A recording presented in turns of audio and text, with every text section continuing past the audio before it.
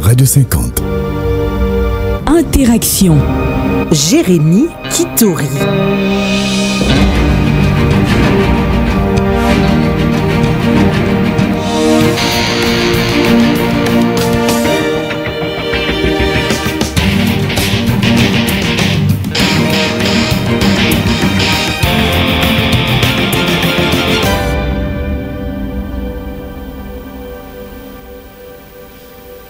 Bienvenue à tous les auditeurs de la fréquence visible à ce nouveau numéro d'Interaction. Interaction, le seul magazine sur l'espace 50 qui vous laisse l'opportunité de vous exprimer en suivant trois principes, bien sûr, le principe de la liberté, le principe de l'objectivité et le principe de la citoyenneté. Alors, puisque cette émission se veut pédagogique, nous sommes donc censés informer et éduquer les auditeurs, la population qui nous suit en ce moment même. Mais voilà que nous allons nous consacrer aujourd'hui à trois concepts. Des concepts fondamentaux, très importants, qui doivent nécessairement être connus, être utilisés à bon escient et bien sûr être respectés. Quels sont ces concepts? La liberté. Oui, le mot liberté, nous le disons tout le temps, parfois à tort ou à raison. Le concept de la liberté, le concept de l'État, le concept État et bien sûr le concept nation. Trois concepts qui, parfois, vont de pair, marchent de pair, se ressemblent ou ont un lien en commun. Mais quel est ce lien? Quel est ce point de distinction?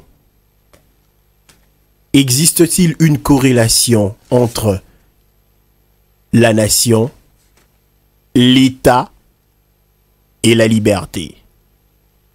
Eh bien, dans ce studio pourront parler Guillaume Manjolo, Guillaume Pépin Manjolo, comme certains veulent bien que je le dise, d'accord, je le dirai désormais comme ça, Guillaume Pépin Manjolo.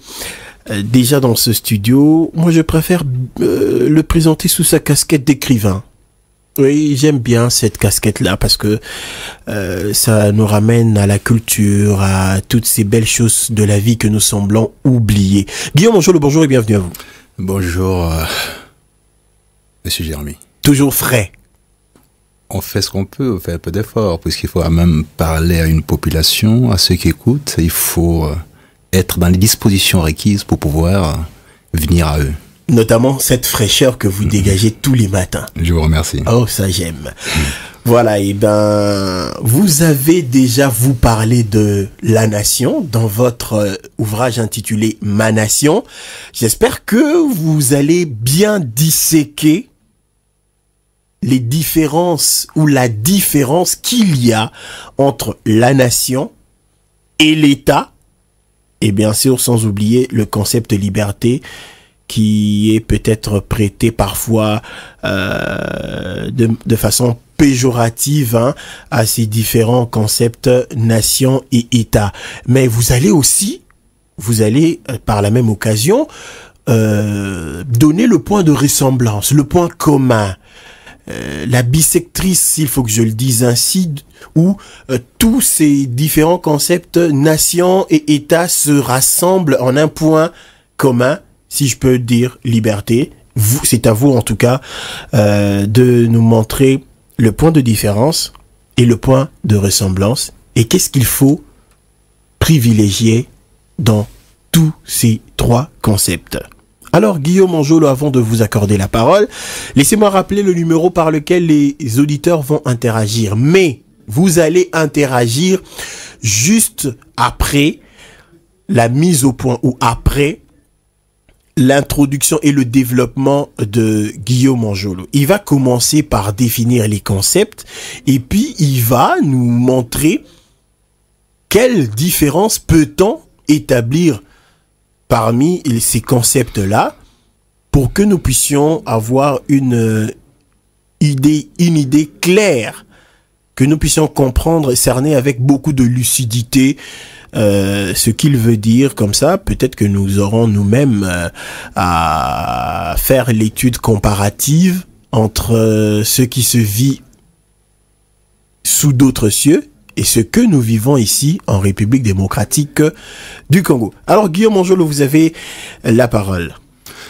Merci beaucoup Jérémy. Je commencerai par remercier tous ceux qui nous suivent, qui ont la patience d'écouter ce qu'on dit et de faire des commentaires utiles dans ce qu'on a envie de proposer au fait aujourd'hui à la population, pas seulement de venir débattre des choses qui énervent la plupart du temps, parce que ce n'est pas nécessaire, ce n'est pas éternel. Nous tentons de proposer des pistes de solutions par des choses qui sont liées à la vie quotidienne et à une perspective. Encore merci de vos préoccupations et de me soumettre vos préoccupations. Vous l'avez fait, beaucoup d'entre vous ont fait. Et puis merci aussi de vos interventions lorsqu'elles vont dans l'essence d'une approche plutôt conciliante et de la quête du savoir. Contrairement à ce que certains font, c'est-à-dire qu'on est dans les invectives, les anathèmes, ce n'est pas nécessaire.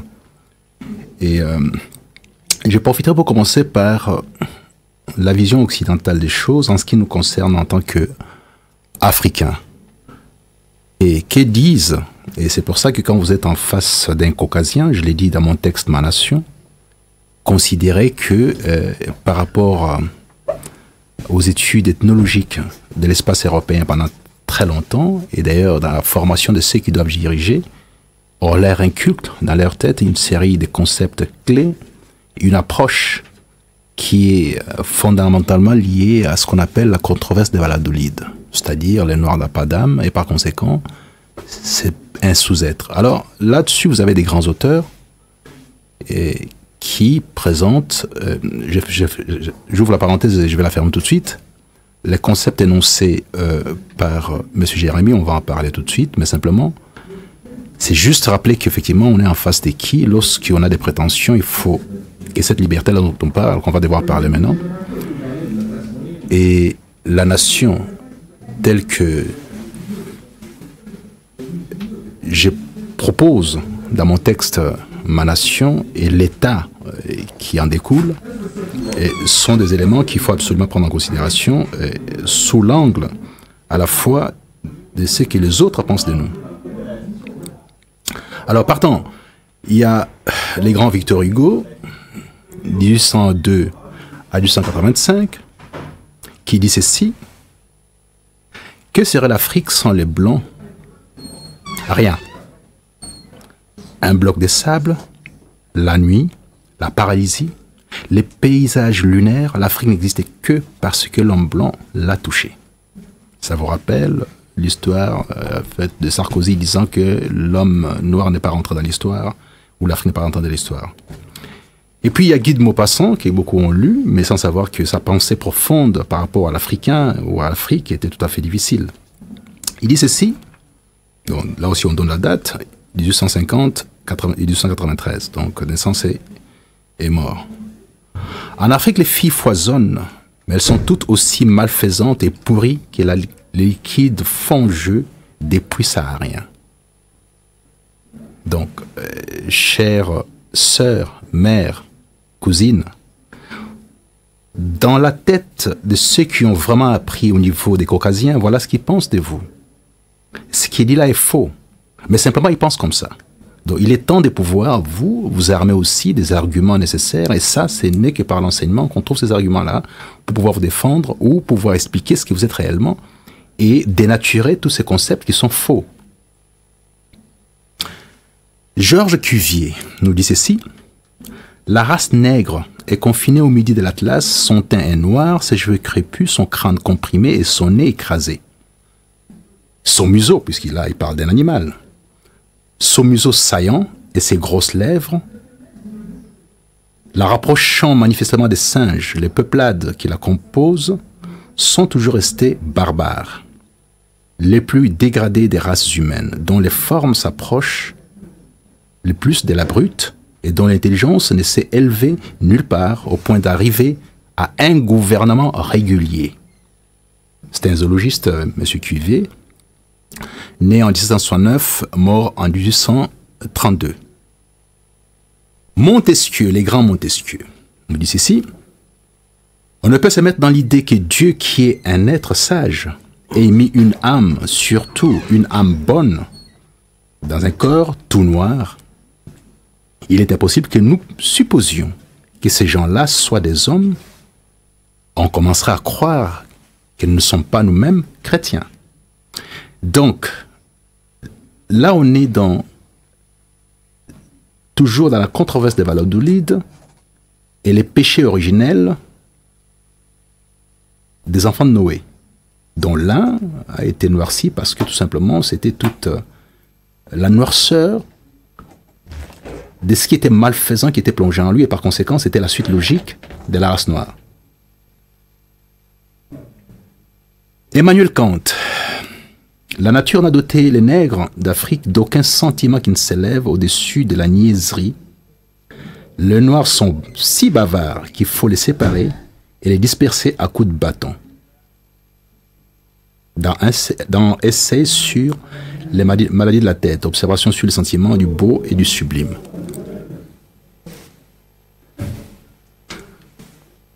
Voltaire: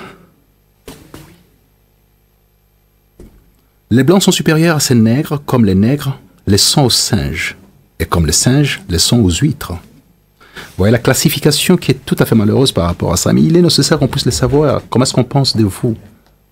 Lorsque vous approchez du Caucasien, vous demandez un service, l'idée qui se fait de vous est celle-là d'abord. Et pour avoir vécu avec eux pendant quasiment toute ma jeunesse et toute ma vie, je sais comment ils pensent, et j'ai quand même les devoirs lorsque je reviens chez moi de dire, et parce que c'est ces outils-là que je suis en train de pouvoir mettre à votre disposition, sont les outils qui sont enseignés de manière aujourd'hui un peu plus fermée pour permettre aux dirigeants de ces États-là de comprendre qu'effectivement, il y a eux et nous. Là, vous êtes en train de créer, au fait, une frontière, une barrière entre les races. Non, moi je ne crée rien du tout, puisque moi je ne suis pas dans une disposition d'Arthur de Gobineau. Arthur de Gobineau, c'est un Français qui, lui, fait la classification des races. Il fait la hiérarchisation des races, il explique les races supérieures, moyennes et inférieures. Et les Noirs ne sont même pas classés dans ces races-là. Il a une théorie très dure pour les métissages, qui dit c'est la dégénérescence elle-même, parce qu'un mélange ne peut produire qu'une dégénérescence, parce que ce n'est pas pur. Et par conséquent, c'est une dégénérescence des Gobineau. Non, je suis en train de rappeler seulement l'attention de ceux qui nous suivent que dorénavant, puisqu'on a une opportunité aujourd'hui de mettre à disposition de la population ce qu'on ne peut pas apprendre à l'université, à travers nos conférences radiophoniques, celle-ci, que j'appelle les Socratiques. Et vous ne pensez pas qu'en rappelant toutes ces choses-là, cela risquerait de créer une xénophobie, comme certains le disent, ou un sentiment de racisme? Non, pas du tout. Ça crée l'éveil. Ça crée de l'éveil? Oui, c'est-à-dire que vous devez savoir à qui vous vous adressez. Et lorsque vous vous adressez à lui, prenez les dispositions de comprendre qu'il y a des choses que vous pouvez dire, d'autres que vous ne pouvez pas. Il y a des sollicitations que vous pouvez faire, d'autres non. Et comme disait Senghor, les rendez-vous du donner et du recevoir. Et du recevoir. Donc, si je me mets en devoir d'aller vers quelqu'un pour demander quelque chose, il faut absolument que je sois en mesure de lui proposer une contrepartie. Voilà, vous avez raison. On doit passer le marché. Mais si je tends la main et qu'en contrepartie il n'y a rien, en ce moment-là, il faut considérer effectivement celui qui est en face de moi peut avoir des dispositions naturelles à me mépriser. Oui. Or, s'il a été nourri par ce type de textes, il va considérer que ces textes sont vrais. Or, ces textes sont faux. Il est aujourd'hui prouvé qu'effectivement, comme je l'ai dit dans la conférence passée, que l'essentiel de la science qui recèle la Terre vient globalement de l'Afrique, d'abord, et par la suite de l'Asie, et l'Europe n'a été que le réceptacle d'une sorte de synthèse. Mais qui a su tirer profit de tout ce qu'il a appris ailleurs. Exactement, c'est bien ça. C'est pour ça qu'il faut, à notre tour, aller récupérer ça. Donc les références que j'ai faites aux Européens qui ont, eux, eu l'avantage de figer par l'écriture sur papier ou dans les marbres, tout ce qu'ils ont récupéré ici et là et tout ça, est lié à cet aspect-là de l'origine du savoir, qui est avant tout africain. J'ai eu une discussion dernièrement avec monsieur Hubert Kabasubabou, ex-gouverneur du Kasaï occidental, actuellement Kasaï central, sur l'origine, puisqu'on a trouvé, au fait, dans les années 40, la statue d'Osiris au niveau de la source du Lualaba. On se demandait comment la statue d'Osiris, un dieu égyptien. Oui, comment c'est atterri là-bas. Jusqu'aujourd'hui, on n'a pas vraiment d'explication précise pour dire quels étaient les liens entre les points de départ du fleuve Congo avec l'Égypte antique. Oui. Et c'est venu par la suite, les gens ont transporté ça, c'était à l'époque, on ne sait pas très bien jusqu'aujourd'hui, on n'a pas encore éclairci cette situation-là. Mais en même temps, bon, puisque les bâtons du Shango aujourd'hui sont connus, et que les points de départ des mathématiques sont à la fois la RDC et l'Afrique australe, il y a des travaux qui sont en cours pour l'instant sur ça, donc on peut être orgueilleux quelque part et dire qu'effectivement nous sommes ce point de départ-là, et par conséquent, nous ne sommes pas ce qu'on prétend que nous sommes. Maintenant, il faut le prouver. Il faut le prouver comment? Par la mise en place des structurations de la connaissance. Bon, venons-en à la liberté. Quid de la liberté? C'est quoi exactement la liberté? La liberté nous a été plus enseignée ou plus expliquée par Hobbes. Hobbes, c'est un auteur anglais qui parle de l'état de nature et l'état de guerre. La liberté, ce concept consiste à pouvoir dire que nous venons au monde pas soumis à la moindre autorité de qui que ce soit. Avec cette volonté universelle de puissance qui a été révélée au monde par Confucius et par Lao Tzu, ce sont les Chinois, les philosophes chinois, presque de la même période que Socrate. Un peu plus tôt que Socrate. Et ces philosophes ont estimé qu'effectivement, une volonté globale, universelle, qui fait que l'humain, quand il arrive au monde, il a besoin de déployer cette volonté-là. Cette volonté de puissance. Et on trouve qu'effectivement, beaucoup plus tard, ce concept a été récupéré par Schopenhauer dans le monde comme volonté et comme représentation. Voyez-vous, c'est une démarche chinoise. Mais simplement, les gens ne savent pas que c'est Confucius qui est à la base de cette démarche-là. On l'affecte totalement au grand Schopenhauer qui a fait des travaux énormes, qui est d'ailleurs censé être une sorte de guide pour Nietzsche, qui aujourd'hui est ma référence en philosophie. Mais c'est un concept plutôt d'origine chinoise. Tiens, partant de là, puisque Lao Tzu et Confucius, surtout Confucius, parlent de la volonté universelle, qui est dans toute chose, qui n'est pas forcément dans l'humain, qui est dans toute chose. Cette volonté de puissance, que Nietzsche reprend par la suite aussi, qu'on voit qu'effectivement, vous pouvez voir les macadam. Dès qu'il y a une petite fissure sur le macadam, qui est vraiment bien serré, vous voyez poindre ou sortir ou germer une fleur ou une plante. Donc, la plante a besoin de sortir pour attraper la lumière et se faufile à travers la moindre fissure pour atteindre cette lumière-là. Cette volonté de puissance, c'est ça la volonté de puissance universelle, qui est dans toute chose. Alors, l'humain, par conséquent, qui est doté de plus de facultés, est doté de cette disposition-là dès la naissance. Vous voyez le comportement d'un bébé, et vous voyez que quand il arrive au monde, il a besoin de faire tout. Et vous pouvez voir sur deux jumeaux, par exemple, vous verrez qu'il y a un qui tente de pouvoir déployer plus cette volonté de puissance par rapport à un autre. C'est pas parce qu'il est le premier ou il est deuxième, donc l'ordre n'a aucune importance, c'est simplement, c'est lui qui a plus de volonté de puissance qui manifeste. Et cette volonté de puissance, c'est ça, au fait, qui est aujourd'hui, au sens structurel, la liberté, c'est-à-dire cette envie de faire tout ce qu'on veut, qui est poussé par cette puissance intérieure, sans la moindre contrainte. C'est-à-dire qu'on n'accepte aucune contrainte, parce qu'on n'est pas doté d'un dispositif naturel à accepter la contrainte. C'est ça. On veut être libre. La liberté, c'est le fait pour un être, peu importe lequel. Je parle du règne animal, végétal et tout ça. De disposer de lui comme il l'entend, sans la moindre contrainte. De déployer tout ce qu'il veut sans la moindre contrainte. Là-dessus, je vais vous référer, en fait, à ce que je propose, que j'ai proposé dans Ma Nation, en commençant par les textes de Benjamin Constant. C'est à la page 30 de mon texte Ma Nation,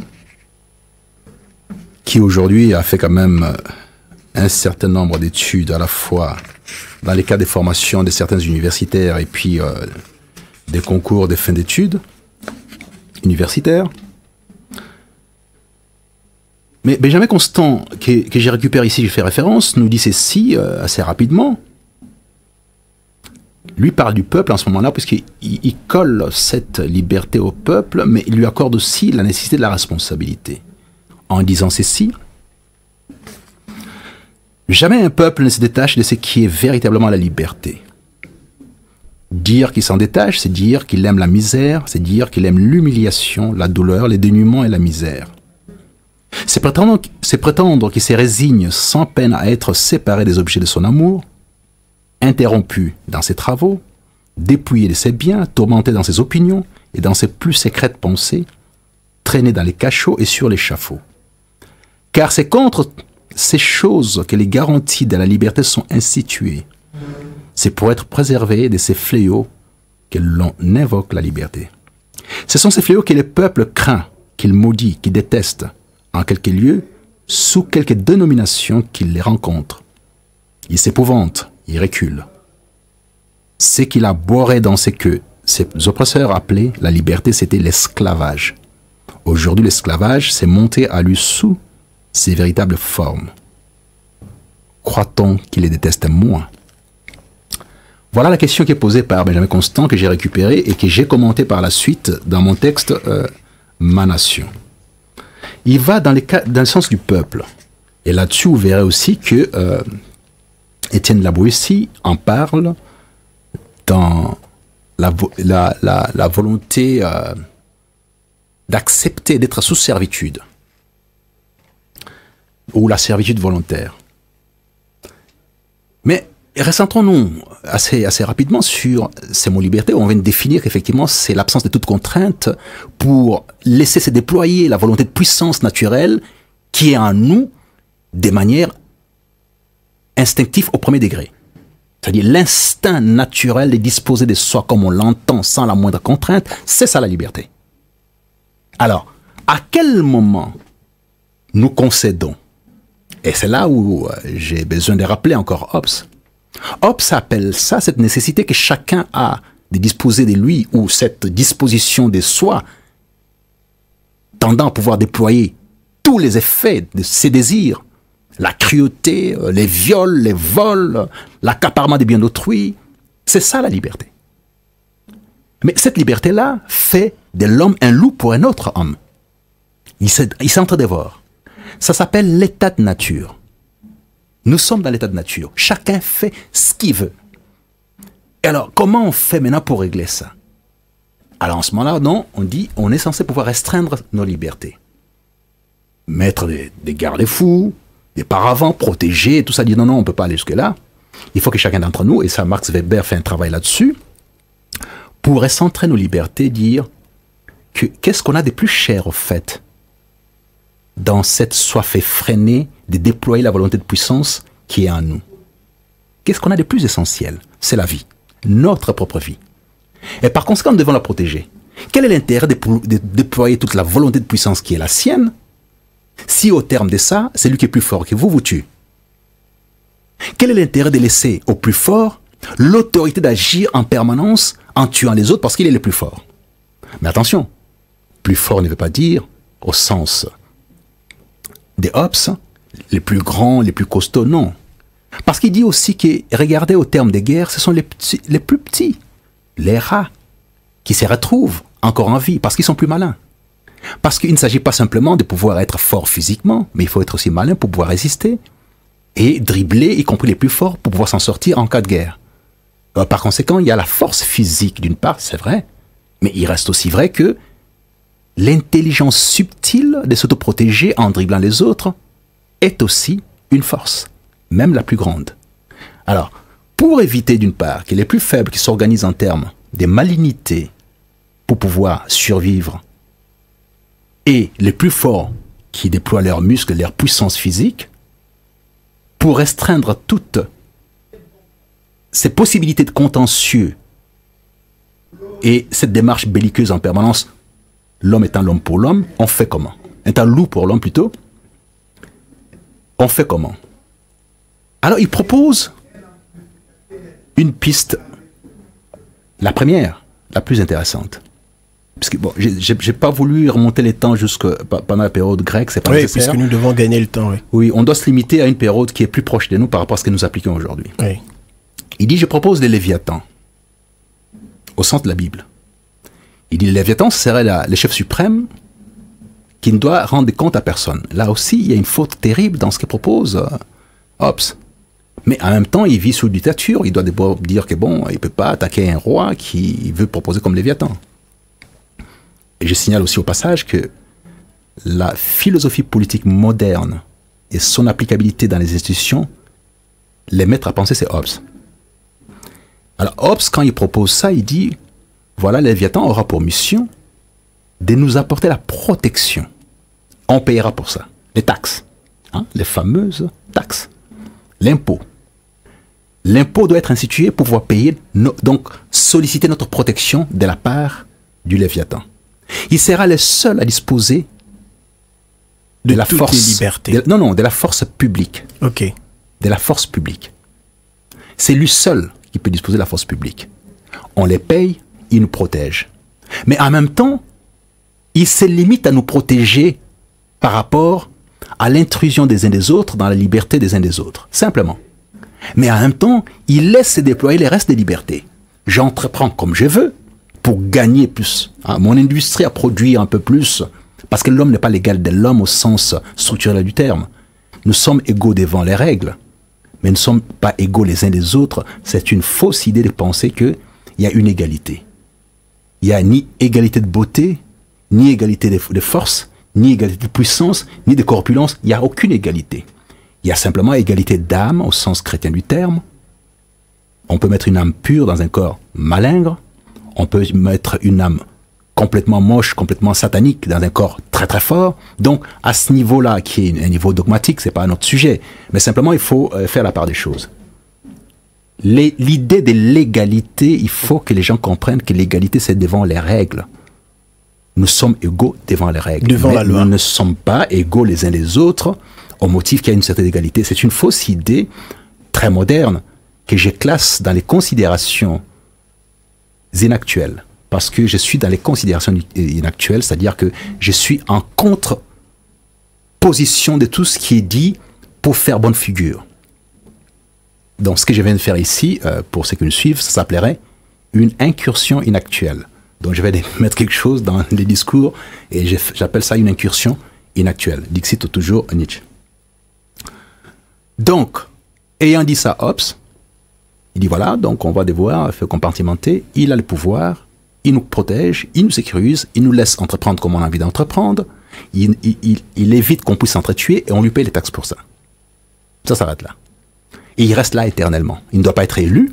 Alors ça, c'est déjà une forme, une organisation structurelle, une organisation qu'on peut déjà commencer à définir comme l'État. Oui, tout à fait, tout à fait. On est dans une forme de... Mais là, c'est une monarchie, au fait. C'est un État avec une forme institutionnelle monarchique. Voilà, je disais ça parce que je voudrais que les auditeurs qui nous suivent comprennent que nous avons défini la liberté et vous avez essayé de démontrer comment est-ce que la liberté est liée directement à la notion de l'État. Exact. Voilà. Voilà, donc, ayant dit ça, il met une sorte de monarchie théocratique. Parce qu'il part du principe que le Léviathan vient des dieux. Il a été institué par le divin. Et par conséquent, c'est une puissance céleste, au sens ancien du terme, qui est conférée à un individu qui est au fait les représentants des dieux sur terre. C'était ça la conception. D'ailleurs, la plupart des rois étaient consacrés par le Vatican. C'était un pouvoir divin. Les monarques avaient un pouvoir divin. Donc ils ont vécu pendant très longtemps. Et par conséquent, lui seul a la liberté absolue. Absolue. Voilà. Bon, et la seule mission qu'il a, lui, la seule exigence, qu'on le sollicite d'ailleurs, qu'on implore, protège-nous, mon roi, mon Dieu, protège-nous. Et alors, de sorte et pour ça, on doit payer des taxes. Des taxes par rapport à ça. Ok. Donc, très bien compris. Voilà, c'est ça la première phase de la liberté au sens structurel qui est liée à l'État, à l'organisation de l'État. Ok. Et alors, mais il y a un problème en ce qui concerne cette compréhension-là au niveau de la RDC. Parce qu'ayant dit ça, il faut l'appliquer maintenant à la RDC. C'est pas tout d'avoir dit ça, d'avoir fait des références. Il faut maintenant dire qu'est-ce que j'ai dit maintenant en ce qui concerne la RDC. Ok, allez-y. Alors, toujours dans ma nation, maintenant je poursuis après avoir expliqué toutes ces choses-là, que procédons avec méthode et sans passion. La liberté est un fait concret, sublime et élevé, qui veut qu'on puisse accomplir tout ce qu'on désire pour les hautes et basses satisfactions sans la moindre contrainte. Ces faits s'imposent de lui-même et personne ne peut nous exiger de réfréner nos désirs illimités, de détruire, de construire, de créer, de s'approprier ou d'accomplir quelque autre épanchement du cœur. Nous pouvons à la fois accorder notre consentement et les retirer à notre convenance sans qu'il soit besoin des justifications. C'est ça la liberté. L'animal humain dispose, comme les autres espèces animales, de cette liberté intrinsèque et ne peut consentir à en céder la moindre parcelle que moyennant des lourdes contreparties des manières temporaires, tout en gardant la possibilité de se dédire à tout instant. C'est-à-dire, cette volonté de puissance interne est tellement dominante que vous pouvez dire, voilà, on fait un contrat, j'accepte de payer l'impôt, mais je ne paye plus l'impôt. La liberté, c'est ça le problème avec la liberté. Elle déploie ses effets en permanence parce que c'est une volonté de puissance qui est en nous de manière permanente. Lorsque se conjuguent toutes ces libertés individuelles, de la manière la plus libérale, aucun mur, aucune autorité, aucun fait de la nature ne peut ériger la moindre résistance à ses besoins dévastateurs. Il n'est ainsi des diverses croyances qui sont réduites, faute des mieux. À reconnaître la liberté arbitraire accordée à l'homme par Dieu, les parcours de l'homme depuis son apparition ne prêtent aucunement les flancs à la controverse à ses propos.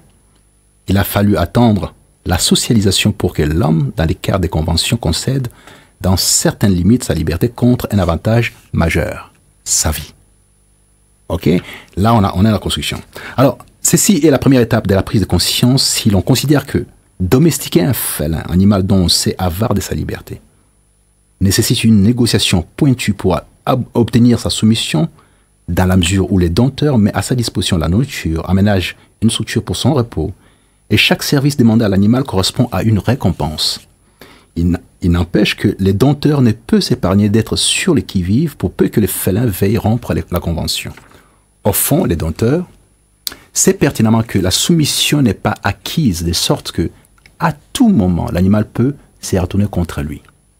Partant, comment l'homme doté de plus de facultés pourrait-il se soumettre à la volonté d'autrui au mépris de sa propre dignité? Cette abdication n'est pas l'effet de la nature. Il en découle qu'aucune science ne peut admettre cette auto-flagellation. Donc nous méconnaissons en fait l'essence de la liberté. D'où nous organisons nos sociétés africaines avec énormément de légèreté. Aussi bien que les anciens avaient déjà donné et déterminé les outils composant la liberté, aussi vrai qu'au jour d'aujourd'hui, nous l'utilisons que pour des vociférations comme on nous accuse ici, nous sommes bavards. Mais on en fait quoi? Après avoir bavardé, faites quoi? Quelle est la réaction exacte, utile, structurelle et organisée? Elle est où cette réaction-là? Donc, voyez-vous, partant de là, j'y reviens en disant que Hobbes ayant dit ça, nous, après avoir récupéré ce qu'il a dit, en appliquant au KRDC, nous méconnaissons totalement la liberté. Ce n'est pas le fait au jour d'aujourd'hui d'être plus bavard, parce qu'on nous les reproche. On n'est que bavard. J'ai une question, parce que je ne peux pas trop la garder. Je suis débordé par ce que vous êtes en train de dire, d'évoquer comme principe, comme définition. Mais par rapport aux aux origines de la liberté telle que vous êtes en train de la définir, d'évoluer dans ce concept-là, liberté, vous ne trouvez pas que l'animal, quand je parle de l'animal, je mets en évidence l'homme. Donc l'homme n'est pas compris dans l'animal dont je parle. Je parle de la bête, au vrai sens du mot. Celui qui vit, et celle-là qui vit même dans la jungle. La façon dont elle mène sa vie dans sa société telle qu'elle est organisée ou désorganisée, je ne sais pas, mais c'est à vous de faire ce parallélisme-là. Elle respecte la vie, elle respecte la liberté de l'autre et la vie continue dans son harmonie naturelle. Mais prenons la société, la société telle que structurée par l'homme, organisée avec des lois, des principes, ça et là, tels que les hommes le veulent en tout cas, est en train de se détériorer du jour au lendemain et évolue sans respect aucun, ni de l'un, ni de l'autre.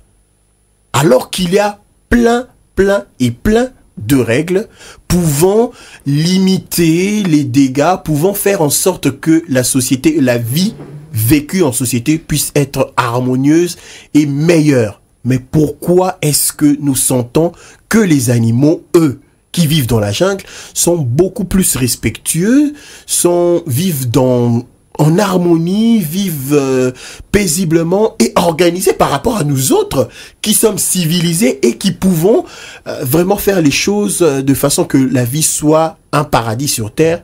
Nous vivons par contre l'enfer sur terre. Oui, ça ne vous a pas échappé que à la deuxième discussion, me semble-t-il, qu'on a eue ici le mercredi passé, on a parlé de l'enseignement.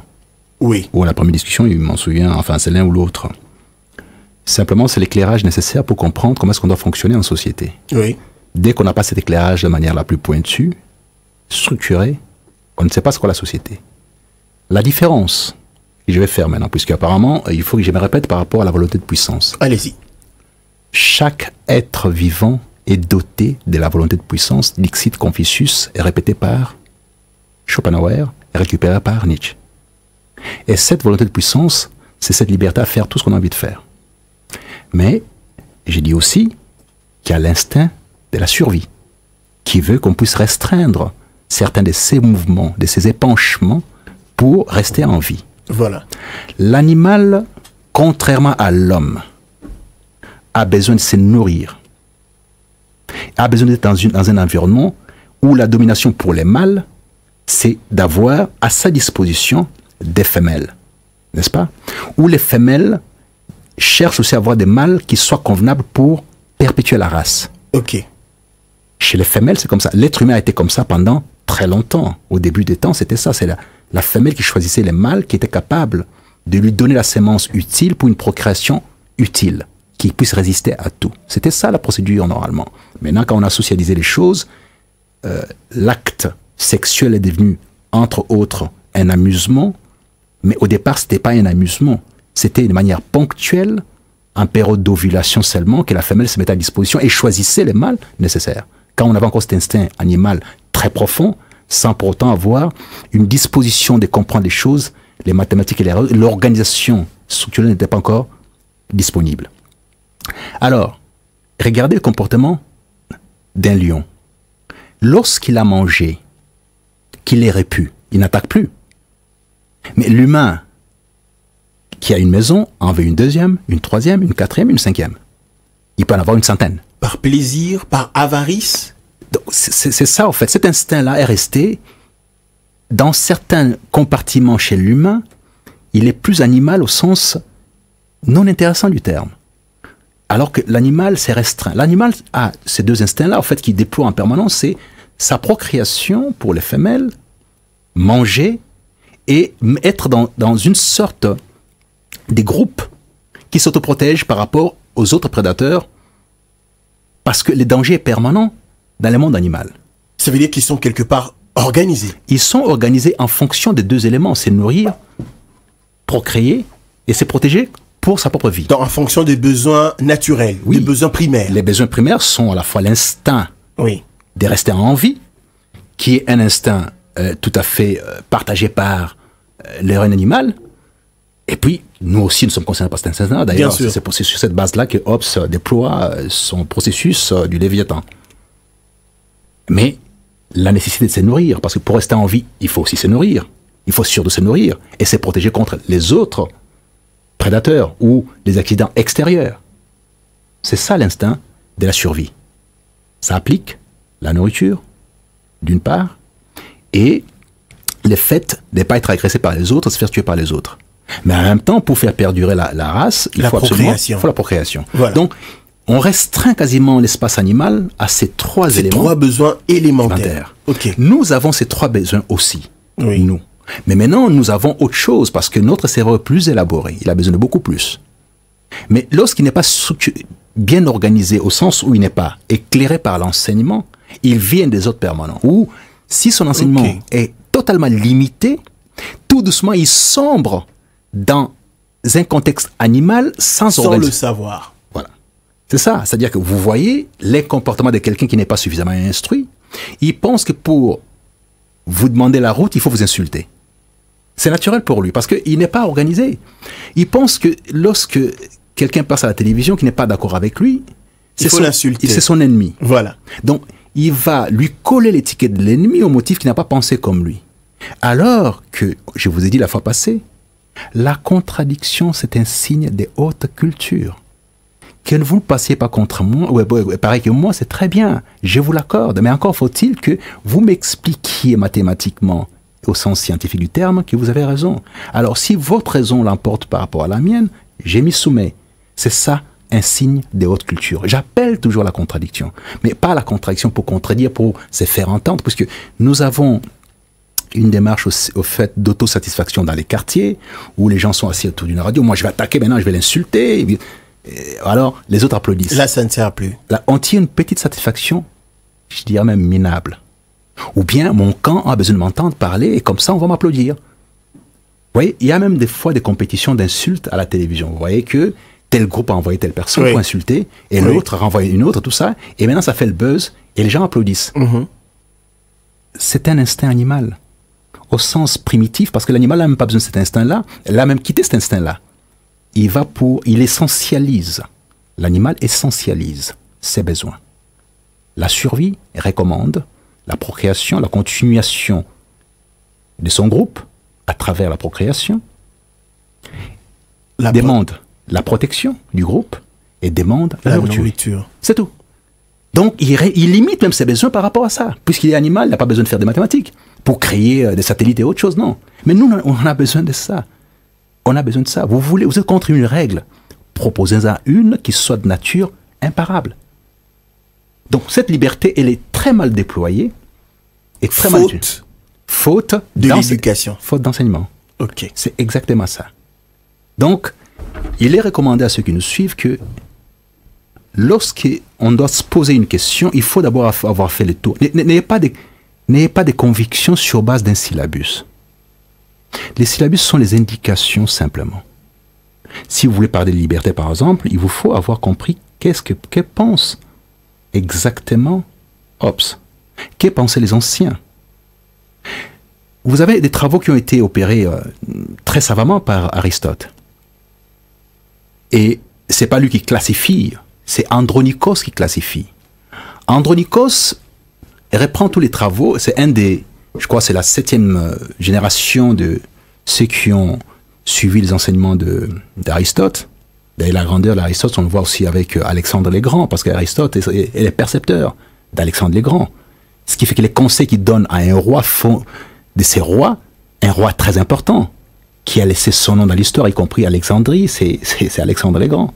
Et c'est sur base des conseils extraordinaires, même si les faiblesses humaines ont fait que, bon, Alexandre le Grand a outrepassé ses besoins, ses désirs, tout ça, comme la plupart d'arrogance humaine. Mais simplement, Andronikos nous dit ceci. Lorsqu'il commence à classifier les travaux dans tous les domaines que Aristote a laissés, il y a la logique, il y a la rhétorique, il y a l'esthétique, il y a la politique. Et à la fin, il met la physique. Mais il découvre qu'il y a un texte qui n'est pas classifiable. Il y a un opus qu'on ne sait pas classer. Il dit, mais bon, ça, c'est quoi, au fait, ça? Après la physique, c'est quoi? La métaphysique. D'où le nom de la métaphysique. Qui, aujourd'hui, la métaphysique, son rôle, c'est quoi? C'est de se poser les questions sur, pas comment se font les choses, de leur origine. Ok. Pourquoi ça existe? Quand on a dit 1 plus 1 égale à 2, pourquoi 1 plus 1 égale à 2? Vous voyez, ce sont des questions métaphysiques. Et vous avez là-dessus, sur cette liberté extraordinaire qui est souvent dans les têtes des enfants, les questions, puisque les enfants sont les grands philosophes, les plus grands philosophes sont les enfants, parce que ils sont toujours dans les questions métaphysiques. Pourquoi c'est ci, pourquoi c'est là? Et comme les parents, globalement, sont limités à la fois en métaphysique et en philosophie, ils n'ont pas des réponses à donner. Ils disent, voilà, quand vous serez grand, vous le saurez. Alors que lui est déjà grand, il ne le sait pas. Vous voyez les difficultés auxquelles on fait face? Donc, ce sont toutes ces choses-là. Ce qui fait que si vous voulez absolument intervenir sur la liberté ou poser de questions pour avoir des réponses, on peut lutter autant que faire se peut pour donner ces réponses-là. Mais si vous voulez intervenir sur la liberté, il est quand même utile de vous assurer que vous êtes assez outillé, pas avec une disposition d'un syllabus donné par un professeur de manière superficielle, en survolant, parce que c'est juste des indications qui vous recommandent d'aller lire un peu plus. Il faut 3-4 bouquins, des 4 auteurs différents et tout ça. J'ai même pas touché encore à la disposition sur la liberté telle que propose Nietzsche. Nietzsche est dans les instincts. Donc l'instinct en question qui déploie. Lui, Nietzsche, reprend la volonté de puissance, l'incorpore. Il fait ce qu'on appelle l'incursion inactuelle. J'ai parlé de ça tout à l'heure. Les incursions inactuelles de Nietzsche par rapport à la liberté disposent que les instincts les plus solides, les plus belliqueux, les plus volontaires doivent être mis en exergue, doivent être propulsés, soutenus, parce que ça ne doit pas conduire au libertinage et au libéralisme simple, qui est une forme moderne des maladies. Il préfère que chaque instinct, et c'est pourquoi il dit que voilà, finalement, dans les corps des règles, ce qui reste, au fait, ou des porteurs des libertés, ce qui reste, c'est l'aristocratie qui a l'essence de cette liberté-là, profonde, belliciste. Mais cet instinct belliciste, moi, je les recommande pour la RDC. Ah, si, je les recommande vivement. Nous sommes un pays sous prédation depuis très longtemps. Et par conséquent, on ne peut pas exister humainement, ou on ne peut pas faire perdurer la RDC, hein, cet instinct de tenir ce que nous sommes et puis continuer. La continuation de ce que nous sommes passe par les déploiements de l'instinct belliqueux. On a la nécessité d'être belliqueux. Parce que nous sommes une proie facile, une proie des prédations faciles. 9 frontières avec des pays, parmi eux, très pauvres, ou qui ne sont pas dotés des mêmes possibilités de facilité que nous, et par conséquent, vous ne pouvez pas vous permettre d'être un pays pacifiste. Il n'y a aucun intérêt. Les pacifistes ne produisent rien. C'est le bellicisme qui produit. Ça vous crée, ça vous pousse à l'intelligence à réfléchir pour l'autoprotection. Alors vous produisez au grand maximum. Prenez l'exemple des États-Unis d'Amérique, belliciste, première puissance internationale, au sens à la fois physique, militaire et tout ça, et s'impose partout. Prenez l'Allemagne, qui a été belliciste. Au fait, au plus vous êtes belliciste, cet instinct-là, cette liberté particulière, vous voyez, je suis en train de déployer maintenant la mise en œuvre de l'instinct, cette volonté de puissance, lorsqu'elle peut servir toute une nation. Alors en ce moment-là, elle devient tout à fait intéressante parce que elle fait propulser la nation dans des dimensions où vous faites peur à tout le monde et en même temps vous construisez. Voilà, Guillaume Anjolo, nous allons laisser parler les auditeurs alors que on ne sera pas épuiser toute la matière parce que je sens que c'est tellement intéressant, c'est tellement grand. Ça va susciter certainement beaucoup d'attention de la part des auditeurs. Alors nous allons prendre quelques auditeurs avant de vous laisser une fois de plus continuer, poursuivre avec ce parallélisme entre ce qui doit être, ce qui doit exister et ce qui s'applique en République démocratique du Congo, en parlant bien sûr des libertés. 00243 pour tous ceux qui sont à l'étranger, le 85 48 18 346. C'est le numéro du standard, il est opérationnel. Nous allons prendre le tout premier auditeur. Il s'agit de Papa Jean depuis Mongafula. Bonjour Papa Jean. Bonjour Monsieur Jérémy, bonjour Maître Guillaume. Bonjour Papa Jean. Bon, Monsieur Jérémy, le discours de Maître Guillaume me ramène à la pensée de Jean-Jacques Rousseau, qui nous dit que l'enfant est né naturellement bon, mais la société le déprave. Comment faire pour sortir de ces carcans qui nous est longtemps liés? Avec quelle société? D'aujourd'hui ou celle qui va venir? Voilà mon souci. En tout cas, très belle question. En tout cas, j'ai beaucoup aimé Papa Jean. Très belle question. Comment faire sortir? Est-ce que doit-on espérer que l'État d'aujourd'hui sera va être beaucoup mieux, va aller beaucoup mieux dans peu de temps, donc disons aujourd'hui à un court terme, ou alors faut-il dire bon, Bissoto échoué déjà les lots, projetons quand même quelque chose de meilleur à l'avenir pour nos enfants. Ça, c'est une très belle question. Nous allons prendre une série d'appels. Comme ça, vous allez réagir une fois pour toutes. 00243 pour tous ceux qui sont à l'étranger. Le 85 48 18 346. C'est le numéro du standard. Il faut pas biper d'ailleurs. Donc, je vois des bips ici. Il faut pas biper. Appelez directement. Vous allez être reçus. En nous parlant bien sûr de ce concept de liberté et de l'État, la corrélation, y a-t-il un lien qui rapproche ces concepts-là? Eh ben, Guillaume Angelot vient à peine de nous démontrer qu'il y a un lien entre ces concepts. Alors, en attendant que les auditeurs nous rappellent, nous allons vous laisser réagir par rapport à la question de Papa Jean. Oui, Monsieur Jean, en fait, je pense qu'il faut revoir les choses. Et ça s'appelle aussi une considération inactuelle. L'enfant n'est pas bon. Il n'est pas bon. Il n'est vide de tout autre instinct à part celui de la volonté de puissance. Il a envie de tout faire. Il est encadré par la société, par la suite. Cette bonté dont on peut espérer, d'ailleurs, on dit que bon, si on doit être dans l'esprit dogmatique. Je croyais que j'étais le seul à contredire Jean-Jacques Rousseau sur ce point-là. Non. Et ce sont des approximations qui aujourd'hui ne sont plus démises du tout. L'être vient au monde doté de l'instinct de prédation, l'instinct de la volonté de puissance. Alors, maintenant, on doit l'encadrer, parce qu'on va lui faire comprendre qu'il y a le feu là-bas. Oui. Vous avez des adages chez nous qui disent, voilà, si l'enfant veut toucher, ben écoutez, laissez toucher le feu. Voilà, il saura. Voilà. Parce qu'il s'il était né bon, il saurait qu'il c'est le feu. Il ne sait pas. Il n'a pas cette information-là. Tout ce qu'il a au fond de lui, de tout prendre, tout manger, tout mettre dans la bouche. Vous voyez qu'il prend tout, il met dans la bouche.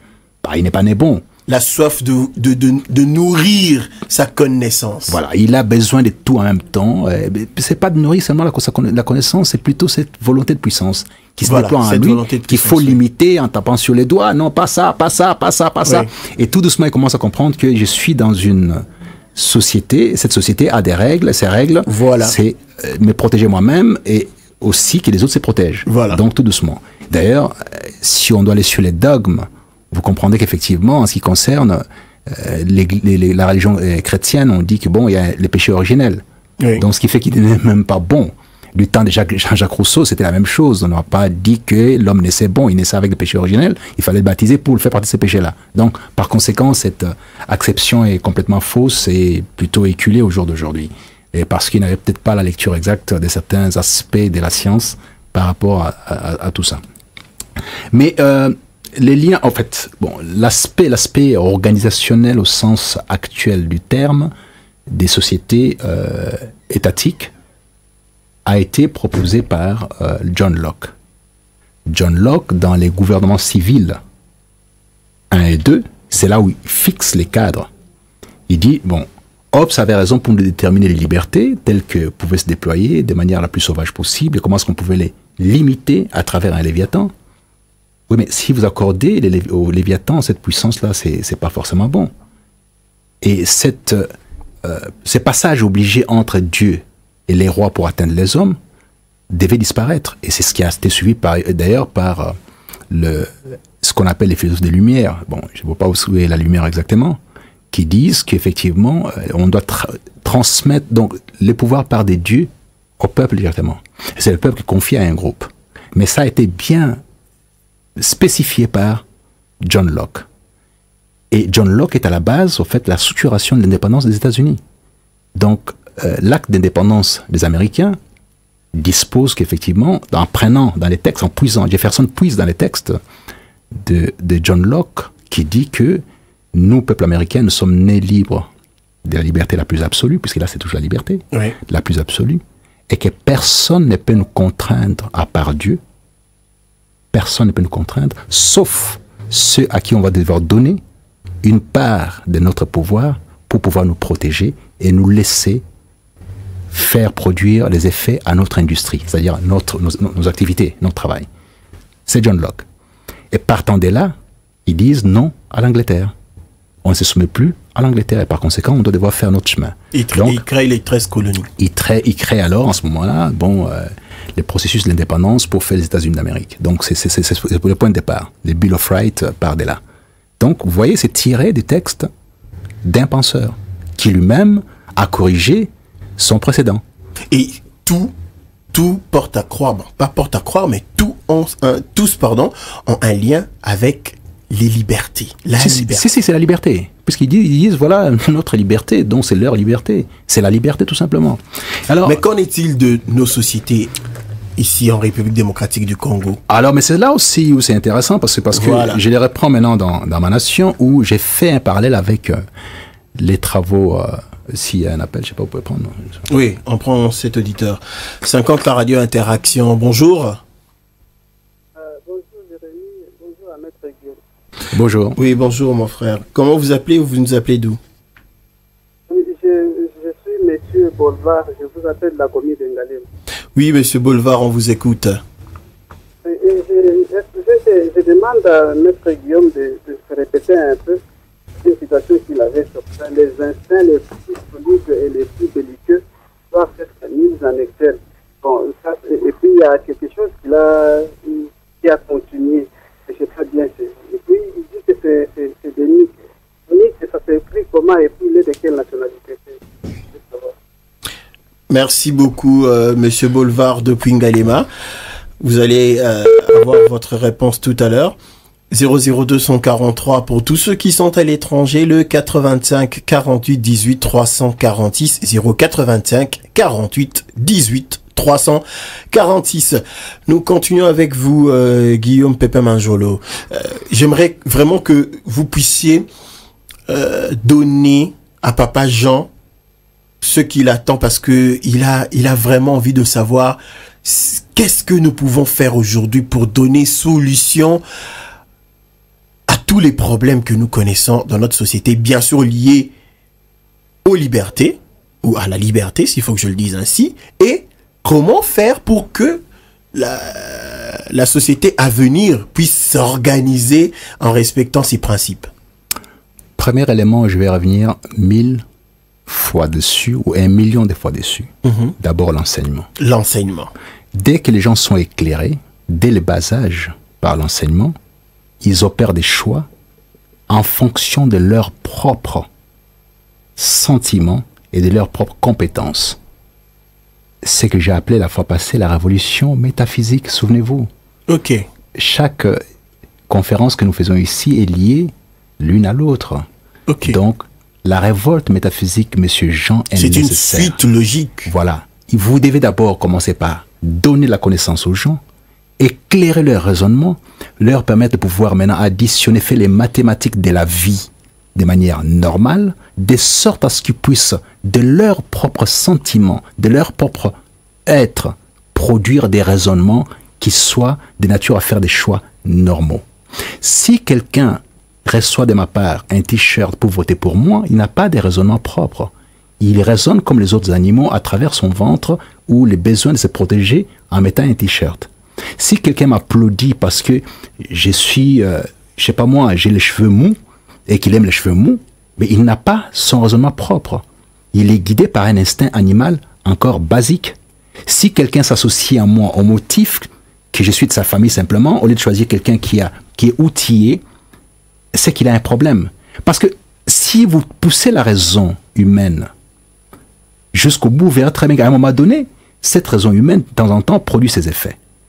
Je ne suis pas médecin. Si j'ai un médecin à côté de moi, c'est monsieur qui est malade, ne viendra pas vers moi, qu'il soit de ma famille ou pas, il ira vers le médecin. Il a compris, effectivement, je ne suis pas doté des outils pour répondre à son besoin immédiat de maladie. De la même façon que ceux qui me suivent, qui ne peuvent pas être d'accord avec moi sur le plan idéologique, peuvent ne fût-ce que suivre ça parce que ça ne m'appartient pas. Je ne fais que répéter ce que les autres ont fait. J'essaie de mettre ça en musique, à ma façon, pour permettre aux autres de pouvoir y accéder. Mais de la même façon, je dirais, si on vient de dire ici du racisme de certains des anciens Européens, il y en a encore aujourd'hui, si les pilotes sont racistes, vous ne montrez pas dans l'avion, vous montrez dans l'avion. Si les conducteurs d'un bus est de l'opposition et que vous êtes la majorité, vous ne montrez pas, vous montrez, parce que vous allez à destination. Vous allez d'un endroit vers un autre, tout simplement, et c'est lui qui conduit ne fait que son métier par rapport à ça. Donc ce que j'ai fait, j'ai tenté de mettre à la disposition des outils de réflexion auprès des Congolais, sans pour autant qu'on puisse me taxer de quoi que ce soit par rapport à mon orientation sexuelle, ou à quoi que ce soit. Il ne s'agit pas de ça. Ou à ma foi, il ne s'agit pas de ça. Il s'agit simplement de dire, voilà, ce que j'ai mis à votre portée, c'est ça. Donc, l'enseignement prédispose... Reste la priorité des priorités. Donc, monsieur Jean doit savoir que tant qu'on n'a pas cet enseignement-là, les choix seront des choix de nature encore animale. Et c'est le cas actuellement. Nous avons des choix de nature animale au sens premier du terme. Et ce n'est pas recommandable. Maintenant, monsieur qui vient d'appeler, Bolivar. Oui, monsieur Bolivar. Monsieur Bolivar a posé des questions tout à fait qui reviennent tout le temps parce que Nietzsche, c'est quand même un nom très particulier, très difficile. Dans Nietzsche, vous avez à peine... Il y a plein de consonnes. Il y a 3 voyelles avec plein de consonnes. Nietzsche s'écrit N, I, E, T, Z, S, C, H, E. Frédéric, son prénom. Il est allemand, il est prussien en fait. Il est prussien au départ, il est allemand. Et c'est un fils d'un pasteur qui a été très tôt très éveillé, puisqu'il a quand même des écrits à ses 14 ans, il a commencé déjà à écrire. Et il a fait d'abord la philologie, donc l'étude des textes anciens, et par la suite, des textes anciens et des écritures anciennes et tout, et par la suite il a fait la philosophie, et il a commencé son enseignement en tant que philosophe et professeur d'université à Bâle, en Suisse. Il devait avoir autour de 25 ans. Et il n'a pas épousé une femme, il n'a pas fait d'enfant. Il a, dans son parcours, croisé une dame qui s'appelait Léa Salomé, qui voulait absolument épouser, qui était d'origine russe, qui était enfin, lui était très amoureux de cette femme-là, qui l'a repoussée, mais qui en même temps était son disciple. Et finalement, il s'est mis en devoir d'assouvir ses instincts normaux, sexuels, à travers les prostituées, ce qui fait qu'il a attrapé la syphilis, et ça l'a poussé jusqu'à la maladie, y compris la folie. Et bon, il en est mort. Un des textes les plus puissants à la fin de ses jours, c'était Ecce Homo. Ecce Homo, dans l'acception plutôt du christianisme et des évangiles. Et là-dedans, il parle de lui, de tout ce qu'il a fait, de tous les travaux qu'il a fait. Il fait un peu la compilation des travaux, mais les œuvres majeures sont notamment ainsi par les Zarathustra, qui sont des aphorismes, mais en même temps des textes très très serrés, qui sont immensément riches. Et là-dedans, il parle notamment du surhomme, qui est la finalité ou la quête normale pour atteindre les niveaux de la gestion de la planète. Et il a pour ambition de dire que luttons pour gérer ce qui est planétaire et ne nous déchirons pas pour ce qui est extraplanétaire. Donc la croyance dans l'au-delà doit rester une activité individuelle, mais l'activité terrestre qui nous concerne directement, on doit agir là-dessus tous les jours. Et alors là, il trace la ligne entre les points de départ de l'animal qui tend vers les surhommes et traverse l'homme. L'homme n'est qu'un passage pour atteindre le surhomme. Il part de l'animal, il passe par les ponts hommes et finalement atteint les surhommes. Et si on regarde très bien, nous, au jour d'aujourd'hui, par rapport à l'absence de la connaissance, à l'absence de l'éclairage suffisant, nous naviguons, si on doit regarder la formule proposée par Nietzsche, entre l'animal et l'homme. Puisque La distance qu'il y a entre l'animal et l'homme est encore accessible à nos possibilités, mais celle qu'il y a entre l'homme et les surhommes est très compliquée, parce qu'on doit se dépouiller d'un certain nombre des passions. Or, nous sommes une société très passionnelle encore. Nous agissons sur base de la passion. Lorsqu'on insulte votre père, vous réagissez sur base de la passion. Vous ne vous posez pas la question que celui qui insulte a-t-il une bonne santé mentale? Parce qu'insulter, c'est sortir des règles qui avaient été organisées par les uns et les autres. Ok. Donc, et par conséquent, celui qui insulte doit être malade. Alors, vous, si votre raisonnement est suffisamment éclairé, vous dire, non, non, c'était malade, on ne peut pas le suivre, c'est pas grave, on passe. Mais vous allez réagir parce que vous êtes doté d'une passion incommensurable. Voyez-vous, donc, et ça, c'était par rapport à M. Bolivar. Donc, j'y reviens encore parce qu'il a posé la question sur les instincts. J'ai dit les instincts belliqueux et non les instincts pacifistes. Les instincts belliqueux, c'est cette envie de faire la guerre. Faire la guerre, c'est une option naturelle en ce qui concerne un peuple et une nation. Ne se construisent utilement que ceux qui se préparent à faire la guerre en permanence. Alors, la guerre vous pousse, à organiser votre espace vital, à aller vers les sciences les plus pointues en termes d'élaboration des mécanismes d'autoprotection, et ça touche tous les domaines. La biologie, la physique, la géométrie, parce que vous devez construire des ponts, faire des... Il y a tellement de choses à faire. La médecine, il y a tellement de choses à faire pour pouvoir préparer une guerre que vous êtes obligé de mettre en place vos laboratoires d'intelligence, c'est-à-dire les centres de recherche appliquée fondamentale, qui doivent servir de produire tous ces outils-là qui sont nécessaires pour la vie, mais qui servent aussi en cas d'agression extérieure. Ou, si vous avez des ambitions, vous pouvez dire, voilà, la RDC n'a pas assez d'espace au jour d'aujourd'hui, on a besoin d'accéder un peu plus à la mer, et par conséquent, il nous faut un peu plus de kilomètres au niveau de la mer. Alors, on fait comment pour obtenir ces kilomètres-là? On peut attaquer un autre pays. Donc, ce sont des ambitions naturelles pour les grands peuples.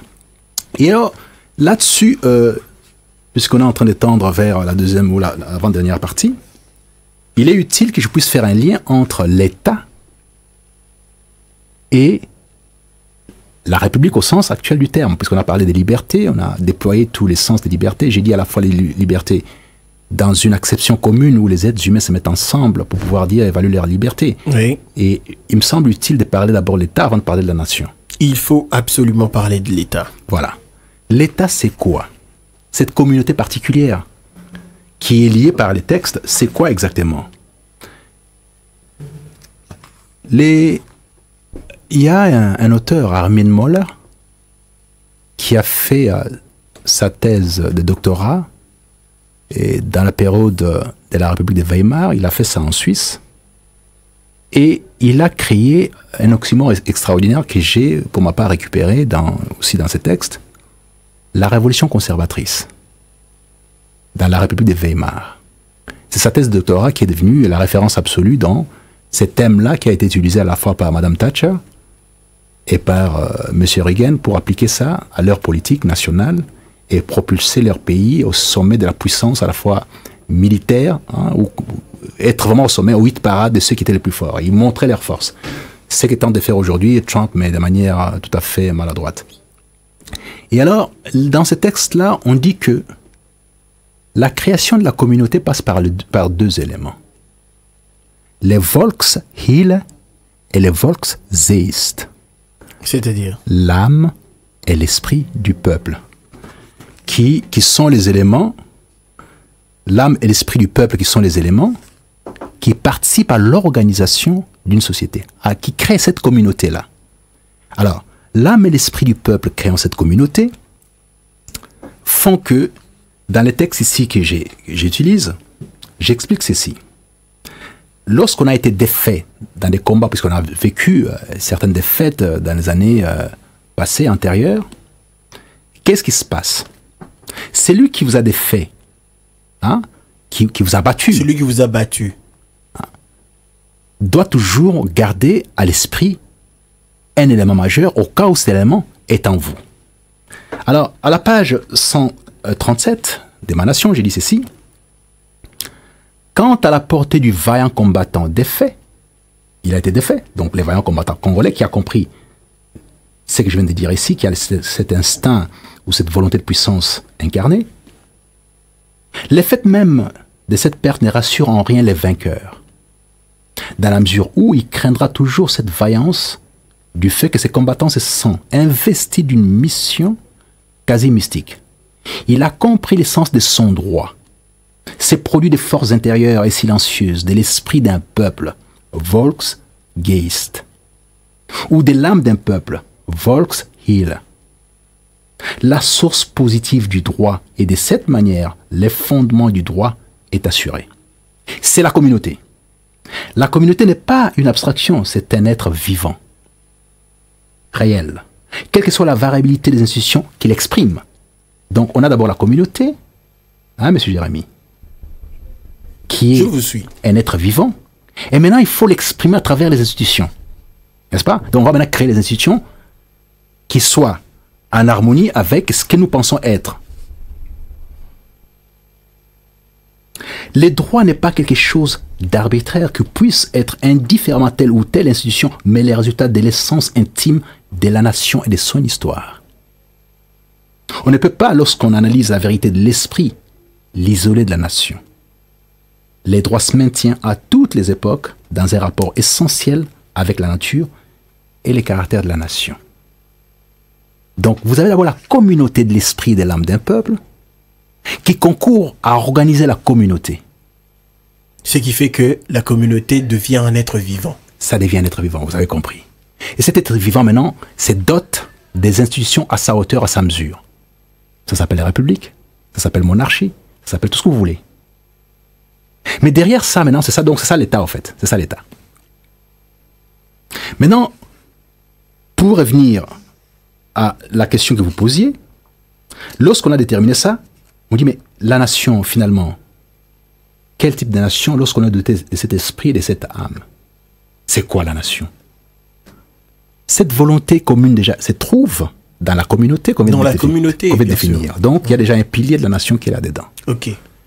La nation, c'est aussi la cosmogonie, les rapports qu'on a avec l'au-delà. C'est notamment le fait de croire à un Dieu, ou à plusieurs dieux, ça dépend des peuples. La RDC a eu l'avantage d'avoir à la fois cet esprit et cette âme dans toutes les entités précoloniales, mais dont le lieu commun, le lieu de rencontre, l'entre-deux de toutes ces communautés, l'entre-deux, c'est le point de rencontre de toutes ces communautés, était le monothéisme. Rappelez-vous, la fois passée, je vous ai dit, oui, vous avez parlé de la lettre de Léopold II aux missionnaires pour dire, allez-y, ne passez pas votre temps à leur apprendre Dieu, ils ont un Dieu, ils sont monothéistes, ces gens-là. Et par conséquent, tenter de pouvoir les détourner leur attention de ce qui leur appartient, on en a besoin pour ici. C'était ça le principe. Ok. Donc sur le plan de la cosmogonie, on était largement avancé, donc le christianisme devait s'asseoir chez nous très facilement parce qu'on ne nous a pas enseigné plusieurs dieux, c'est juste un seul Dieu, et à travers le Christ, donc on s'est aligné assez facilement. La RDC, dans toutes ses entités précoloniales, depuis la nuit des temps, a toujours vécu sous la coupole d'un Dieu unique. Deuxième pilier. Troisième pilier, les souffrances communes. Les souffrances communes. C'est là où intervient la mise en place de l'État indépendant du Congo post-Léopold II. Ce qui revient aussi dans notre hymne national. Exact. Non, mais c'est pas les mêmes États indépendants. C'est autre chose, parce que ça, c'est après avec la République démocratique et tout ça, l'État indépendant était avant. Okay. Puisque l'idée, c'était de faire cette entité-là un marché international sous la tutelle de Léopold II, mais les Américains ont lutté pour dire non, on peut pas donner à ce type de personnages une terre aussi vaste et tout ça. Non, on doit en faire une entité indépendante et qui doit commercer avec tout le monde. Et comme ça, on a des relations d'État à État. On va faire les relations avec qui pour aller entreprendre des activités là-bas? Il faut faire ça avec un État. D'où on fait l'État indépendant du Congo et on donne ça à Léopold II pour la gestion. Et par la suite, on sait que bon, voilà, les passages entre les mains de la Belgique en 1908 nous donnent maintenant cette lecture exacte d'un autre pilier de la nation. Les génocides léopoldiens. Léopold II a trouvé plus ou moins 25 millions d'habitants dans l'espace, dans la cuvette centrale.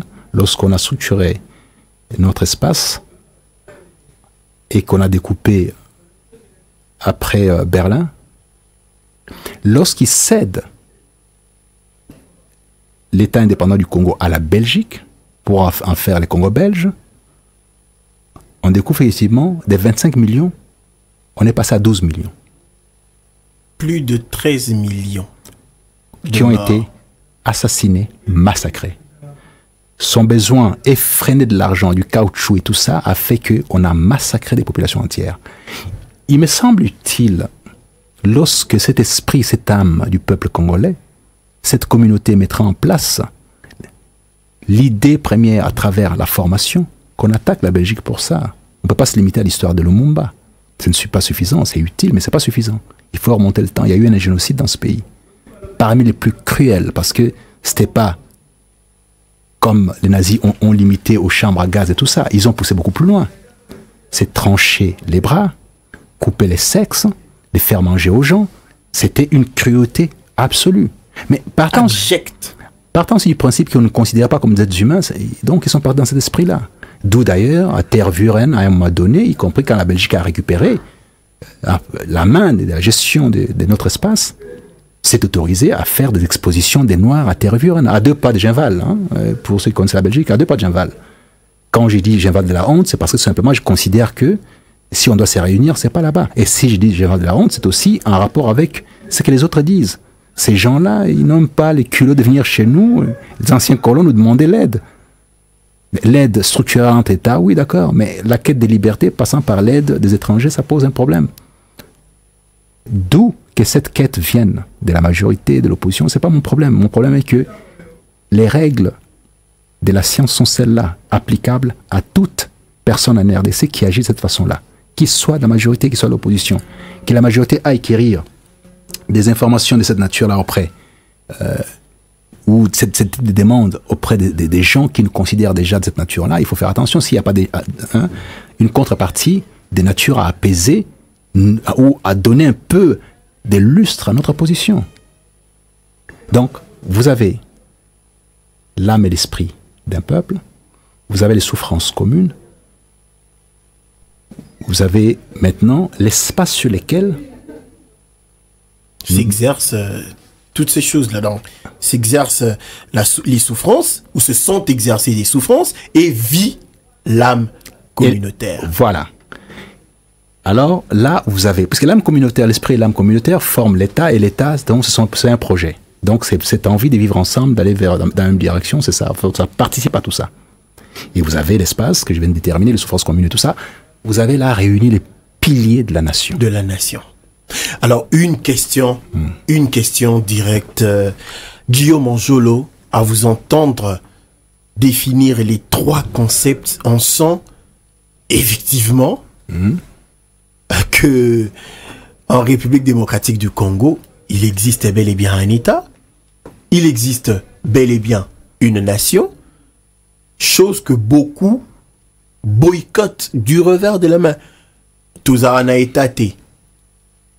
Nation Izarate Nambokao. Même certains politiques, certains scientifiques même, je ne sais pas, qui disent ça haut et fort, que nous devons reconstruire l'âme de l'État, donc disons la nation congolaise.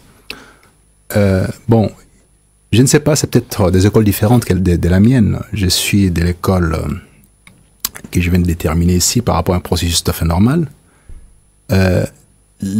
L'âme et l'esprit de la RDC existent et vous la retrouvez dans toutes les entités précoloniales. La cosmogonie de la RDC existe dans toutes les entités précoloniales. Dans l'expertise qui a été faite par les autres démontre qu'effectivement c'est ça. C'est même pas nous qui le disons, même si on doit le dire nous-mêmes en appuyant, en y incorporant la mythologie. Mais est-ce que ils n'auraient pas une part de raison en disant qu'il n'existe plus d'âme, en faisant allusion par exemple à la cosmogonie, ou en faisant allusion à nos ancêtres, à tout ce qui a été déporté, au fait, le masque Chokwe, la pierre qui saignait, il y a tellement de choses d'ici, de chez nous, liées à notre spiritualité, qui ont été déportées. Bon, voilà, il se dit certainement qu'avec cette déportation, c'est l'âme de la nation qui est partie. Non, pas du tout. C'est notre cosmogonie qui a été... Nous nous sommes séparés de notre cosmogonie. Non, pas du tout. L'âme et l'esprit, c'est une chose qui est dans le corps humain. Ça ne part pas. L'expression de l'âme et l'esprit, c'est à travers à la fois les textes, les masques, et ainsi de suite, et tout ça. C'est une expression de ce que nous sommes. Mais que nous ne possédons plus aujourd'hui. Il est vrai qu'une bonne partie, sinon l'essentiel, a été volé par ceux qui nous ont occupés et d'autres trafiquants de toutes sortes. C'est vrai. Mais simplement, ils n'ont pas piqué l'âme et l'esprit. Ils ont pris des objets qui symbolisent. Voilà, qui symbolisent l'âme et l'esprit, mais ils n'ont pas pris l'âme et l'esprit. L'âme et l'esprit est toujours là. Tout ce qui est recommandé aujourd'hui, c'est qu'il faut qu'une éducation pointue, qu'un enseignement pointu puisse nous permettre de bien structurer cette âme et cet esprit et l'orienter vers la bonne destination. C'est ça, en fait. Mais ça passe toujours par l'enseignement. On n'a pas le choix, malheureusement, ça passe par l'enseignement. On peut tout faire. Vous pouvez, au jour d'aujourd'hui, commencer à construire les routes. Du matin au soir, tant que vous n'avez pas compris qu'effectivement, la connaissance n'est pas là, ça ne sert à rien. Donc, prenez l'exemple. Quand vous voyez que sur les boulevards, après avoir construit les boulevards, les gens passent sur le boulevard avec toutes les voitures fumées et non fumées, les petits et les grands, jettent des sachets, jettent des bouteilles, et ça glisse dans les caniveaux, et ça bouge les caniveaux. Il y en a partout. C'est l'absence de quoi? Parce qu'il n'y a pas la route? Non. C'est l'absence de connaissances. Il y a des gens qui ne savent pas que ça va boucher. Il faut leur expliquer. Et comment ça se fait que la ville de Kinshasa n'a pas de poubelles publiques? Une ville qui n'a pas de poubelles publiques. Vous trouvez ça normal? C'est l'absence de formation, d'éducation, d'enseignement. Quand on érige une ville, on commence par les sous-sols. Pas au-dessus, par les sous-sols. Toutes les grandes cités, depuis les temps des Romains, même chez les Égyptiens, au jour d'aujourd'hui, pendant très longtemps, on a travaillé en surface sur les pyramides. On a compris que non, tout était en profondeur. On commence par aller faire les soubassements, la fondation de la ville, et faire des canalisations pour faire sortir les eaux sales. Tout ce qui est sale doit sortir par une direction, tout ce qui est propre par une autre direction, consolider les fondations, tester les sols et tout ça. Le fait d'ériger des bâtiments sans pour autant s'assurer du sous-sol d'une ville, c'est une hérésie en termes de structuration d'une ville. C'est une hérésie. C'est faute de quoi? C'est faute d'éducation. Vous avez des jeunes gens qui finissent ici à l'IBTP, qui sont récupérés au Rwanda et ailleurs. On ne s'en sert pas ici. Les Chinois viennent vous faire la route en surface. Ils vous construisent les bâtiments en surface. Mais votre sous-sol, ce n'est pas son problème. C'est votre problème. Donc, on ne peut pas faire une ville sans pour autant avoir pensé à ça. Tous ceux qui ont les prétentions de gérer, il faut qu'ils nous disent à un moment donné, c'est pour ça que je veux des grands débats. Oui, je veux être chef de l'État, je veux être ceci, tout ça. Bon, vous comptez faire comment exactement? Expliquez-nous. Il faut qu'ils soient suffisamment éclairés. Comme disait Platon, il dit, ne peut prétendre gérer la cité que celui qui a été au lycée. Les lycées, c'est la formation philosophique, des mathématiques et tout le reste et tout ça, qu'il lui-même avait fondé, avait créé. L'académie, me semble-t-il. Les lycées, c'est plutôt Aristote. Et alors, il dit, il faut passer par là, il faut avoir une corpulence tout à fait convenable, il faut être très fort dans les armes, maîtriser les armes, donc l'instinct belliqueux que je dis ici, c'est nécessaire, connaître les mathématiques, maîtriser un certain nombre de paramètres. Il ne suffit pas soit d'avoir des moyens, soit d'avoir été placé à un ministère le plus important, de sorte à ce qu'on se dise, voilà, moi je peux être chef de l'État, conduire toute la nation, alors que les b.a.-ba de ce qui est nécessaire, vous ne les maîtrisez pas. L'enseignement et le soleil qui éclaire ceux qui les reçoivent. Je vais vous poser une question et je vais vous laisser conclure. Est-ce que vous maîtrisez, vous avez eu le temps de faire l'analyse sémantique ou même structurelle de l'hymne national de la République démocratique du Congo? Je sais que pour l'instant, je laisse ça aux spécialistes, notamment au niveau... je sais que M. Kaumba est en train de travailler là-dessus, au jour d'aujourd'hui.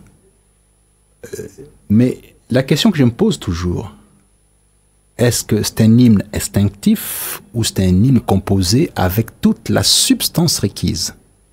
C'est ça même la question que je voulais vous poser. Il me semble utile quand même qu'on puisse se poser cette question-là. Est-ce qu'allons-nous garder cet hymne tel quel ou on peut modifier lorsqu'on aura maîtrisé la philologie?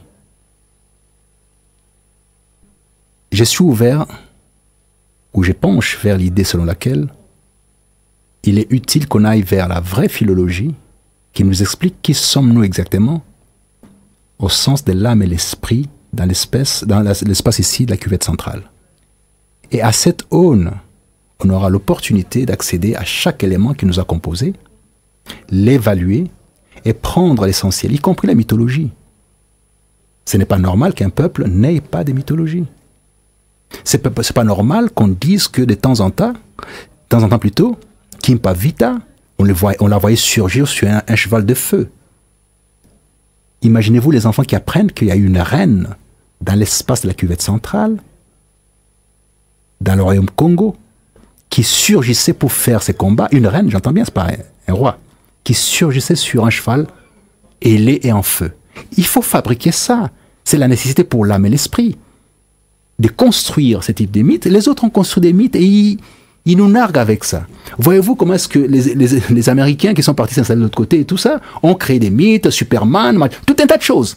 La mythologie est puissante chez eux, moderne d'ailleurs. Contrairement à celle antique de la période hellénique et romaine, ils ont créé de nouvelles mythologies. Donc on a besoin de ça pour pouvoir stratifier à la fois les compartiments de ce que nous avons été, organiser ce que nous sommes, donner à la jeunesse l'envie d'être congolais au fond, mais vraiment plein pot. C'est utile de leur apporter des éléments qui permettent de mettre en eux la fierté. Ils sont le point de départ des mathématiques. Nous n'avons pas de référence. Mais oui, mais c'est ça le problème, parce que le travail n'est pas fait à ce niveau-là. On fait un travail pour la quotidienneté. Nous sommes dans les temps actuels en permanence. On ne remonte pas les temps pour construire une mythologie et créer l'esprit et l'âme au centre, recréer l'esprit et l'âme, ou confectionner une nouvelle dimension de cet esprit et de cette âme, et pour propulser ça vers les futurs millénaristes, on ne le fait pas. Mais ça ne peut se faire qu'à travers les institutions universitaires.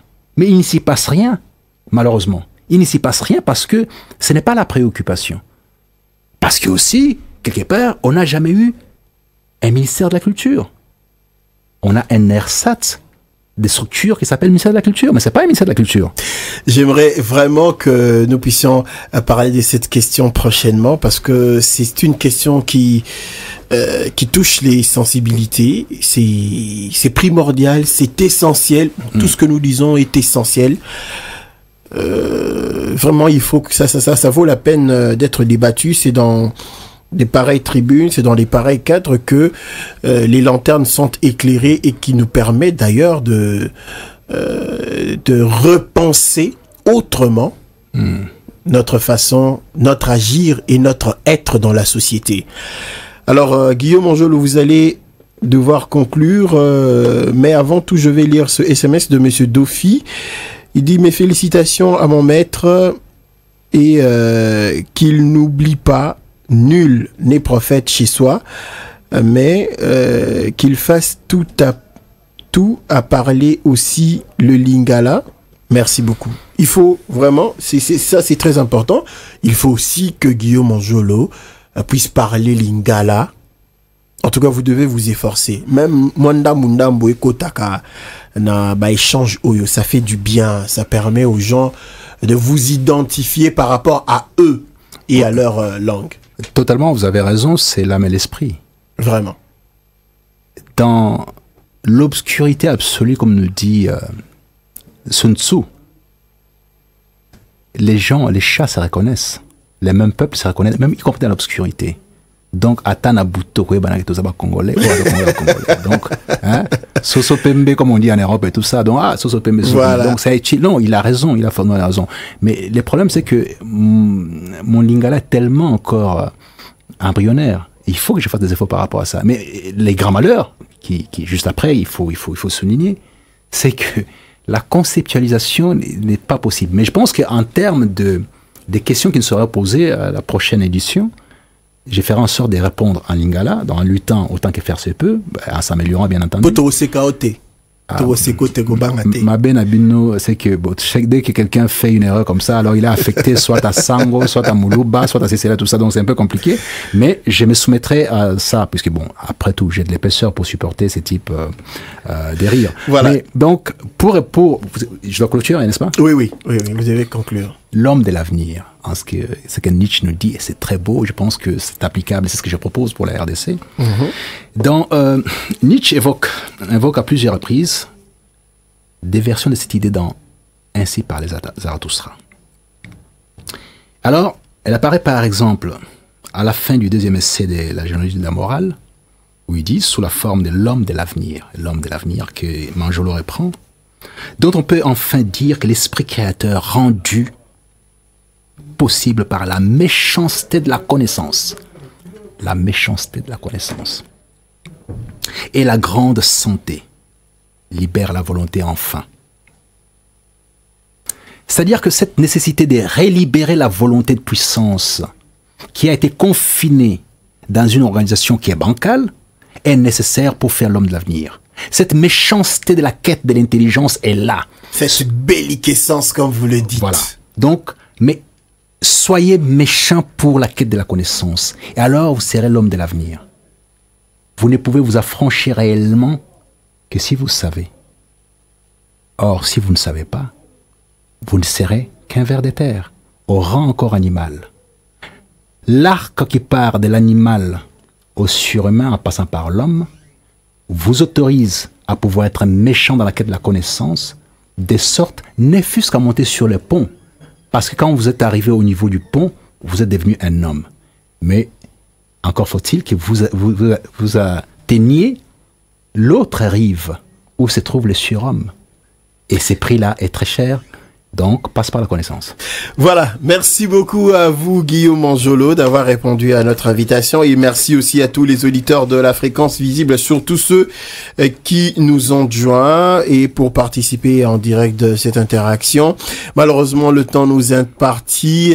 Merci à Papa Jean, à Mongafula. J'espère que vous avez trouvé satisfaction à votre question, parce que la grande question c'était comment faire pour sortir de cette sombre situation, et la réponse était l'éducation, la connaissance absolue. Il faut à tout prix l'enseignement, l'instruction pour que nos aïeux, notre postérité puisse créer une société meilleure. Et merci aussi à Monsieur Bolivar de Pingalema. Le rendez-vous est donc pris demain jeudi à 9h05. Portez-vous bien pendant ce temps. Ceux qui n'ont pas eu le temps de nous suivre en direct, la rediffusion, c'est à 23h après la grande édition du journal de 23h. Merci à vous, Guillaume Manjolo. Je vous retrouve la semaine prochaine, certainement. Et profitez du programme de Radio 50. Radio 50. Interaction. Jérémy Kitori.